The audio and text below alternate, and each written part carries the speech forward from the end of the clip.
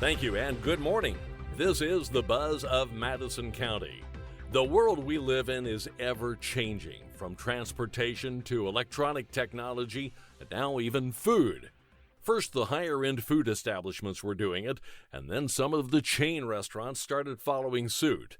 We're talking about plant-based food alternatives.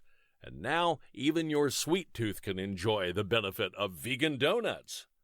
Mark Bowers of Jack's Donuts in Anderson. Whether you're full-fledged vegan or you're just wanting to try a healthier alternative, Jack's wants to get on board with everybody else, introducing vegan products. We went to our distributor and they came up with a vegan cake donut mix for us that we're now offering. Vegan donuts? That must be a pretty complex process. No, not really. Actually, it's made the same. The only difference is in the mix. The mix is all plant-based, and in our fryer, all of our oils are plant-based. Our sugar or glaze is plant-based. So anything that we put on that vegan donut or top it with is all going to be plant-based. Well, the Impossible Whopper and others like it have demonstrated worthwhile success. We asked Mark about customer reaction at Jack's Donuts in Anderson. A lot of people are surprised at how well they taste. These are made fresh in-house. People are surprised how much better they are than the gluten-free that we typically get. The response we've got from people has been really positive. Well, standing in front of that glass case, the decisions are hard enough as it is. But Mark said the choices for vegans will be expanding as well. We're trying to broaden our selection here at our local Jack's stores in Anderson, try to give more options. Jack's is going to offer cinnamon sugar. We're looking into getting some different toppings and icings to put on these to kind of dress them up a little bit, just like we do our other cakes from time to time. Now, this story is good news for those of us that like to remain plant-based in our dietary intake, but there's a business side to this story as well. Next year, the family-owned Newcastle-based chain, Jack's Donuts, will turn 60 years old, and it's apparent that they continue paying attention to market trends. We found an Economist newspaper study on Google showing that veganism has increased over 550% over the last 5 years. And here, Mark Bowers and Sean Hunt seem to be doing something right when it comes to working their business plan.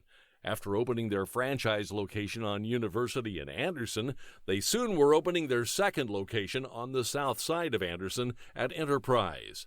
During our visit with Mark, we learned that Jack's leadership is now tapping on the Anderson team to aid them even more in the growth of the chain. We're starting to branch out a little bit, help new franchisees coming into the Jack's family, kind of guide them through the growing pains that we went through. So we just keep getting better as we open new stores. And there are paychecks that come out of the two Jack's locations. Everybody who works at Jack's now is local. I'm probably the only outcast still living in Newcastle, but hey, I'm over here just as much as I'm in Newcastle now. I feel part of this community as much as anybody else.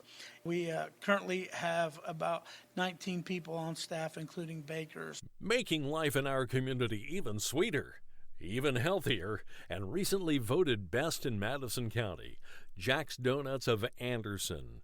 Mark Bowers, thanks again for your time on this edition of The Buzz, and thank you for your role in making our community a better place to live. In other business buzz, many of you have reached out asking what's going into the former Money Huns gift location at the corner of 8th and Jackson Streets in Anderson.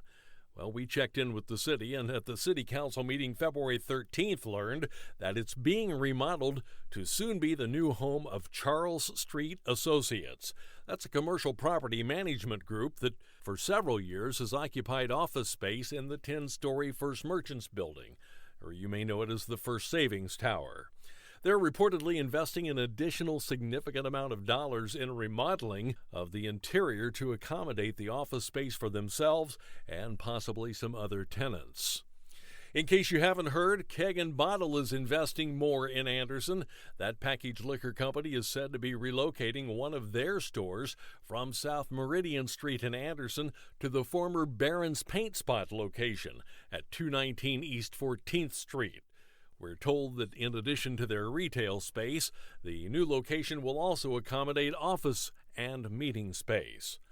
And here's an inspiration. In addition to the relatively mild winter that we've been experiencing, Gene's Root Beer has been advertising for hiring, and they've announced that their seasonal opening is next weekend, March 1st.